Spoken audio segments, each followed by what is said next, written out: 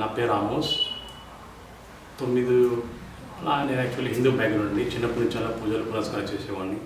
9వ సంవత్సరం వయసుప్పటి నుంచి చాలా పూజలు చేసేవాడిని. పూజలు చేస్తూ నా లైఫ్ అంతా అలా గడిపాను 20 సంవత్సరం వరకు. సో అప్పుడప్పుడు నేను పూజ చేసేటప్పుడు ఏమైందంటే అమావాస్యం పౌర్ణమి ఉన్నప్పుడు నెలలో 2 రోజులు పడిపోయిన దూత నాతో మాట్లాడుతుంది అనమాట. గుడికి ఇట్లా పూజ చేయాలా, ఏం బలి అర్పణ చేయాలా. చిన్నప్పటి నుంచి అగరబత్తీలు కానీ పూజ చేయమని చెప్తుండే. 2 అగరబత్తీలతో స్టార్ట్ అయ్యింది. తర్వాత కొన్ని వారాల తర్వాత 5 అగరబత్తీలు వెలిగించమని చెప్పింది పడిపోయిన దూత. ప్రతి అమావాస్యకి పున్నమికి ఏదో ఒక మాట్లాడుతున్నాను అనమాట. సో అప్పుడు నేను కొన్ని యాద్ పెట్టుకుంటుండే, అప్పుడు కొన్ని మర్చిపోతుండే నేను నావటాలని. సో అలాగా నా జీవితం గడిచేది, అలాగా నేను వెదిగేది. సో ఒక సంవత్సరం వచ్చిన తర్వాత, ఒక పెద్ద వయసులో వచ్చిన తర్వాత దేవత మాట్లాడి నాకు చెప్పేది కోడి బలి లేదంటే మేక యాట బలి అని చెప్తుండే అనమాట. సో నేను అలా తీసుకుపోయి గుడిలో తీసుకుపోయి అట్లా నేను బలి ఇస్తుండే అనమాట. బలి ఇచ్చేటప్పటికీ నాకు చాలా మంచి అనిపిస్తుండే, సంతోషం అనిపిస్తుండే. తర్వాత మళ్ళీ కొన్ని నెలలు కొన్ని వారాల తర్వాత మళ్ళీ ఇంకోటి ఏదో ఒకటి అడుగుతుండే అన్నమాట దేవత. అలా మాట్లాడి నా జీవితం అంతా అట్లా గడిచేది. సో 20 సంవత్సరం వయసులో పట్ల నేను రాగానే పడిపోయిన దూత నాతో ఎక్కువ మాట్లాడుతుండే అనమాట. రాబోయే ముందు ఒక 3-4 రోజుల ముందు ఏమేమి జరిగేది మొత్తం నాతో మాట్లాడుతుండే అనమాట. అప్పుడు నాకు చాలా మంచి అనిపించేది, ఒకవైపు బాధ అనిపించేది, ఒకవైపు భయం అనిపించేది. ఎందుకంటే ఆ పడిపోయిన దూతకు నేను చూడలేకపోతుండే అనమాట. కానీ స్వరం వినిపిస్తుండే. ప్రతి అమావాస్యంకి పుణ్యంకి రాత్రి 12 గంటలకు 1 గంటలకు 2 గంటలకు మాట్లాడేది. సో ఆమె మాట్లాడిన తర్వాత మళ్ళీ నేను వచ్చే వారంలో నేను పైసలు సెట్ చేసి మళ్ళీ నేను ఆమె ఏదైతే నాకు మాట ఇచ్చిందో మాట్లాడిందో ఏదైతే బలి కోరిందో నేను ఆ బలికి నేను సమర్పణ చేస్తున్నాను అనమాట. అలాంటి పూజలు అలా పూజ చేస్తూ ఒకరోజు ఏమైందంటే ఆమె నాకు నా చిన్న కుమారుడికి బలి అడిగింది అనమాట. పడిపోయిన దూత నాకేం అర్థం కాలే. అరే ఇదేంది దేవతండి బలి అడుగుతుంది ఏంది అంటే, రక్తం అంటే మేక రక్తం కోడి రక్తం ఇస్తాం, కానీ నా కుమారుడికి ఎట్లా వేయాలా నేను చాలా దీర్ఘంగా ఆలోచించిన అనమాట. అప్పుడు నా మనసులో నేను ఆలోచించిన అసలు రక్తం ఎక్కడి నుంచి వస్తుంది, రక్తం ఎవరు అడుగుతారు అంటే నా మనసులో ఒక ఆలోచన వస్తూ ఉంటే అనుకున్న చెత్త కుండీలు వచ్చేసి దోమలు వస్తాయి కదా, రక్తం అంటే దోమ తాకుతుంది రక్తం. సో నేనేమనుకున్నా అంటే అది దయ్యమా దేవుడా ఏందో తెలియదు అనుకున్నా. అలాగే నేను మొత్తం కన్ఫ్యూజన్లో జీవిస్తుండే అనమాట.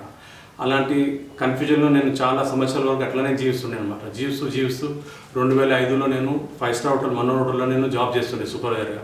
అప్పుడు సూపర్వైజర్ చేసినప్పుడు ప్రతి శుక్రవారం రాగానే నేను చాలా పూజ చేసి చేసిన నీళ్ళన్నితో నేను స్నానం చేసుకుంటుండే అనమాట. అయితే నెత్తి నుంచి అరికాల వరకు నాకు పసుపు కుంకుమతో మొత్తం నిండి ఉంటుండే అనమాట.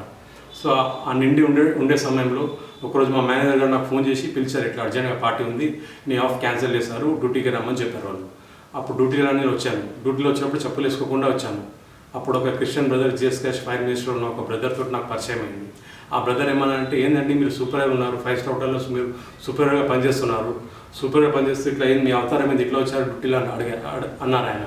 నేనేమన్నానంటే, లేదండి నేను ఇట్లా పరలోకం వెళ్ళడానికి నేను తయారవుతున్నాను, ఇట్లా దేవుడు ఇట్లా పూజలు చేస్తే దేవుడు చాలా సంతోషం అవుతాడు, దేవుడు నాకు పరలోకం తీసుకెళ్ళిపోతాడు, నేను పరలోకంలో దేవుడితోటి శాశ్వతంగా ఉండబోతున్నాను, అందుకోసం నేను ఇట్లా చేస్తున్నానని చెప్పాను అనమాట. సో ఆయన ఏం చెప్పారంటే, పరలోకం వెళ్ళడానికి యేసుప్రభు మార్గం కదా అన్నాడు అనమాట. సో అప్పటి నుంచి ఆ బ్రదర్తో నాకు అలా పరిచయం అయింది. సో మరి కొన్ని వారాల తర్వాత ఆ బ్రదర్ మళ్ళీ నాకు కలిశారు. బ్రదర్ ఏమన్నా అంటే, యేసుప్రభు ప్రే మీటింగ్ ఉన్నది ఇక్కడ జీసస్ క్రైస్ట్ ఫైర్ మినిస్ట్రీది, ఇట్లా జగదగిరిగుట్టలో ప్రే మీటింగ్ ఉన్నది, రమ్మని చెప్పారు బ్రదర్. అయితే నేనేమనుకున్నాను, సరే యేసుప్రభు కూడా ఒక దేవుడే కదా అని, సరే వెళ్తే ఏమైంది, యేసుప్రభు దగ్గర నుంచి కొన్ని ఆశీర్వాదం పొందుకుందామని ఆ విశ్వాసంతో అలాగా నేను జగదగిరిగుట్ట జీసస్ క్రైస్ట్ ఫైర్ మినిస్ట్రీది బ్రదర్ డేవిడ్ ప్రీచింగ్ చేసేటప్పుడు నేను వెళ్ళాను అక్కడ. నాకు అప్పుడు బ్రదర్ డేవిడ్ ఎవరో నాకు తెలియదు. జస్ట్ ఆ బ్రదర్తో పనిచేస్తున్నాను కాబట్టి, ఆ 5 స్టార్ హోటల్ మనోహర్ హోటల్లో ఆ బ్రదర్తో పనిచేస్తున్నాను కాబట్టి ఆ బ్రదర్ నాకు తీసుకెళ్లారు. ఆ బ్రదర్ మరి వెళ్ళేసి నేను మీటింగ్లో అటెండ్ అయ్యాను. మీటింగ్లో అటెండ్ అయిన తర్వాత బ్రదర్ గారు స్వార్థ ప్రకటిస్తున్నారు, మైక్ పట్టుకున్నారు మంచిగా, చాలా అన్ని లైటింగ్ సెట్టింగ్ చాలా బాగుంది. అంటే నా లైఫ్లో నేను ఎప్పుడు వెళ్ళలేను, మీటింగ్ ఇట్లా అవుతుంది, కూటాలు ఇట్లా జరుగుతాయి, నాకు ఏం తెలియదు.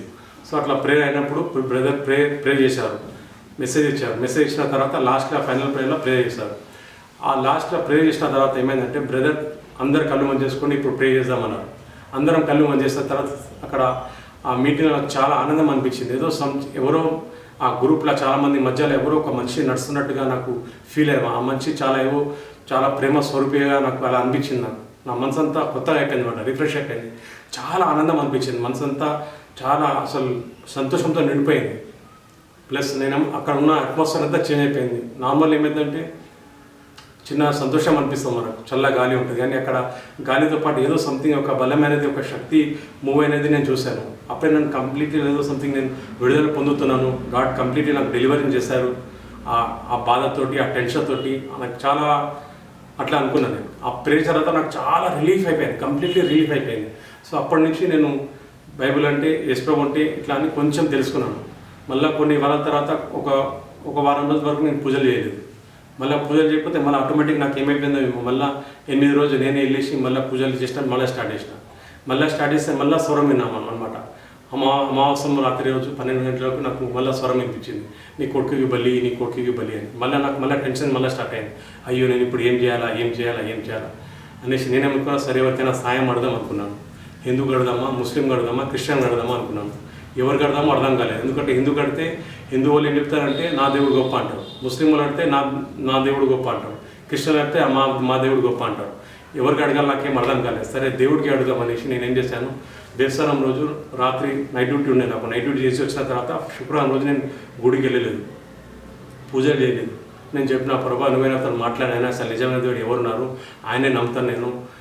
ఏ దేవుడైతే నాకు సృష్టించారో నాకు తెలియదు, ఏ దేవుడైతే నాకు ఊపిరిచ్చారో నాకు తెలియదు, దేవుడా మీరు అతను మాట్లాడండి, అప్పుడే నమ్ముతాను, లేకపోతే నేను ఎవరికి నమ్మను.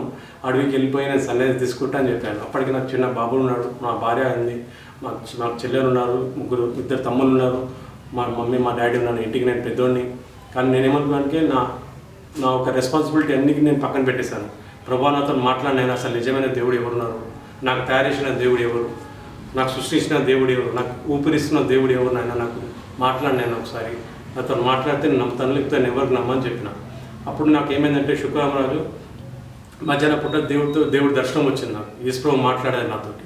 ఆయన చెప్పారు, నేనే సత్యం, నేనే జీవం, నేనే మార్గం, పరలోకం వెళ్ళడానికి వేరే మార్గం లేదన్నారు ఆయన.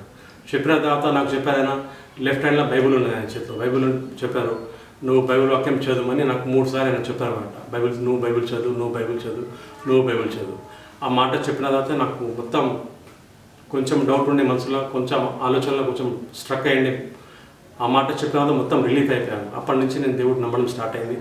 జీఎస్ క్యాష్ 5 మినిస్ట్రీలో నేను ప్రతి వారం కంపల్సరీగా మీటింగ్ వెళ్ళాలనేసి నా భార్య మా పిల్లలతోటి ప్రతిసారి వస్తా చాలా దీవెనలు పొందుకున్నాము. ఇంతకుముందు మాకు ఇంట్లో కూడా చాలా ఏం వస్తువు కానీ ఏం అలాంటి ఏం ఆనందం కానీ ఏం సంతోషం కానీ ఏం లేకుండే. ఈ మినిస్ట్రీ ద్వారా ఎన్నో మేలు పొందుకున్నాము. ఇంట్లో మొత్తం సామాన్ ఉన్నది, బండి ఉన్నది, రావడానికి పోవడానికి. ఇంతకుముందు ఏం లేకుండే. తర్వాత అన్నం కూడా మంచిగా తింటాం, 3 పూటలు నిండా కట్టుకుంటే నాన్ వెజ్ అన్నీ ఏదైతే ఇష్టం వచ్చినా తింటాం. యేసు వచ్చే ముందు ఖాళీ పప్పనం తింటుండే. సో దేవుడితో మేము చాలా మేలు పొందాము. అందరికంటే ముఖ్యమైనది మనస్ఫూర్తిగా మాకు శాంతి ఉన్నాం, ప్రశాంతి ఉన్నాం. మాకు మా భార్యల మధ్యలో చాలా అసలు రియల్ పీస్ అనేది ఏందో, జీఎస్ అంటే ఏంది, గాడ్ అంటే ఏంది, బైబుల్ అంటే ఏంది ద్వారా ఈ మినిస్ట్రీలో చాలా నేర్చుకున్నాం, చాలా తెలుసుకున్నాం. జీఎస్ క్రైస్ట్ మినిస్ట్రీ ద్వారా చాలా ఎన్నో ఆశీర్వాదం పొందుకున్నాం. Thanks to brother David, thanks God, thanks for this ministry.